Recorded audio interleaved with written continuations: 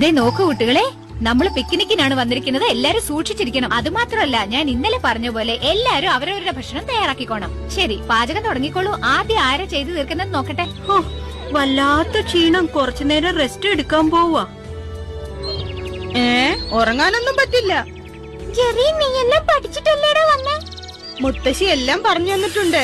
വാ, നമുക്ക് പാചകം തുടങ്ങാം. അത്രേ ഉള്ളൂ.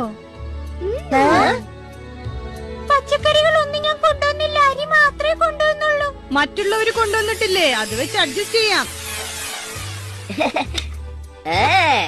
പാചകം ചെയ്യാൻ വിറകും ചീനച്ചട്ടി എല്ലാമായിട്ടാണല്ലോ ജെറി വന്നിരിക്കുന്നത്. ഈ ഐഡിയ എനിക്ക് തോന്നിയില്ലല്ലോ. കൊള്ളാം ജെറി.